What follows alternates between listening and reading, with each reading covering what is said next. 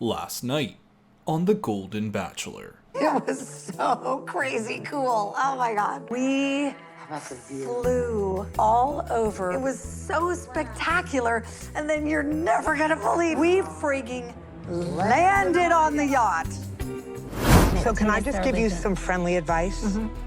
Zip it. We're on to week 5 of The Golden Bachelor, and things are getting serious as it's already the episode before hometowns. And with this being an intentionally shorter and easier going season, production's not gonna make Gary fly all over the country to meet the kids and grandkids of 4 women. No, this season there are only going to be 3 hometowns. So the roses this week are going to be more important than ever, especially when it comes to the final one-on-one before things kick into high gear for hometowns, fantasy suites, and the end. And this time the one-on-one is going to Faith, who upon hearing her name is like, Faith. What does it say? alright, she's reaching decibel levels matched only by the goons from Home Alone on this one.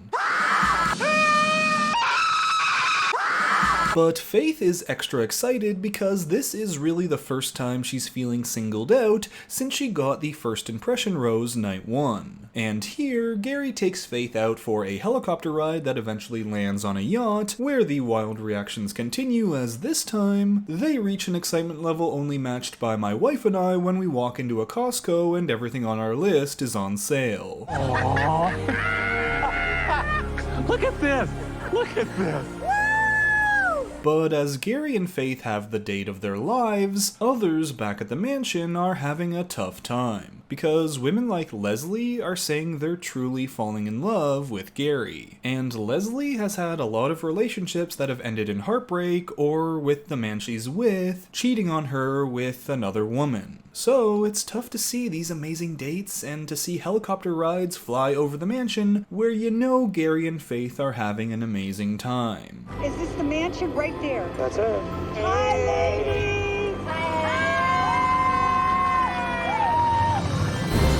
Gotta love the camera guy just trying to get a shot, and then Sandra busts in like, Try to get about $50 worth of circus tickets. Now back on the date, Faith expresses how she had a traumatic childhood, was a homeless teen, and didn't have a mother or father. And she feels like that transitioned into her dating emotionally unavailable men. So being with Gary, who is the opposite of that, is so special. But at the same time, because of her past, she's still so skeptical that something like this, like Gary, is even possible. You know how you felt going up in the helicopter? Yeah, And I said, just give in to it. yeah. It's all you gotta do. It's a big step. It's know. huge. Alright, I'm weak, y'all. We can't go one episode without something sending me into my pillow sobbing. So Gary pulls out the rose, which is such an important one because it's only one of 3 and a one-way ticket to hometowns. However, Gary states that the emotional connection they made today has made him certain that he wants to continue with her. Both into meeting her family and also into the yacht's hot tub. Which means one of 3 hometowns is now locked up. So that night, Faith returns to the mansion, and when the ladies ask her to fill them in on the date, well, Faith goes on and on about how amazing it was, and suddenly everyone's looking at her like, I mean, it was like, seriously. I was fine up into the hot tub. Then I got a little nervous. Hot tub on The Bachelor is serious. oh, and you know that if Kathy were still here, she'd be saying, It was so spectacular. And then you're never gonna believe. All right, zip it. Zip. When a problem comes along, you must zip it.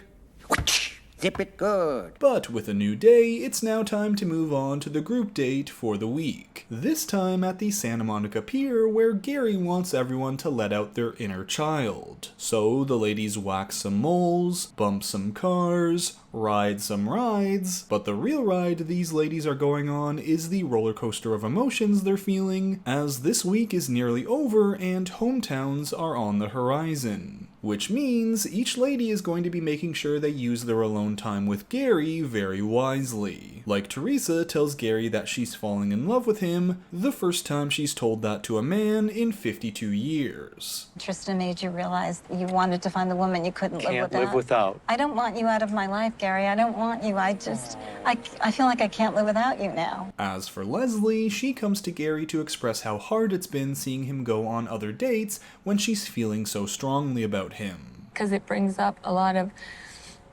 past feelings from other relationships, because I have been cheated on many times. But Gary holds on tight and tells her that he's got her. And then they share this moment.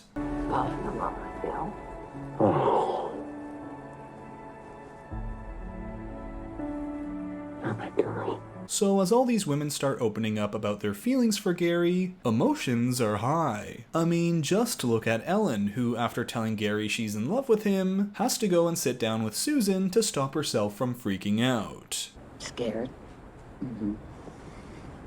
Really falling in love with him, Susan. Oh my God. I haven't felt this in so long again. And things are getting so emotional that as Gary goes to hand out the rose, he says he just can't do it. It's such a hard and important decision that he's going to take an extra day to think on it and hand out 2 roses at the rose ceremony. So the show's not wasting any time as we then get right into Gary handing out those roses, where here Gary arrives and says he had a sleepless night thinking about how he was going to move forward. So he picks up the first rose, which goes to Leslie? which was not a big surprise. However, there's 1 rose left and 4 women to potentially give it to. Now sadly, for Susan and Sandra, there's no hope there. But as for Ellen and Teresa, well, both have had tons of screen time and have developed big connections with Gary. Yet one of them is about to go home. Teresa?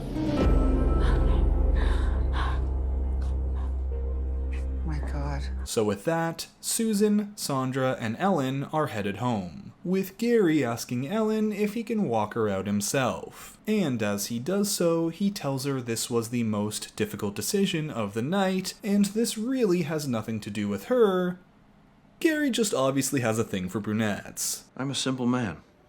I like pretty dark-haired women and breakfast food. So that's it for this recap of The Golden Bachelor Week 5. Thanks for watching, and if you enjoyed the video, make sure to give it a like, comment your thoughts on the episode down below, and be sure to subscribe to the channel for more content. And until next time, Bachelor Fantake out. All right, zip it. Zip. When a problem comes along, you must zip it.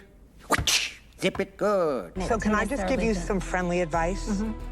Zip it.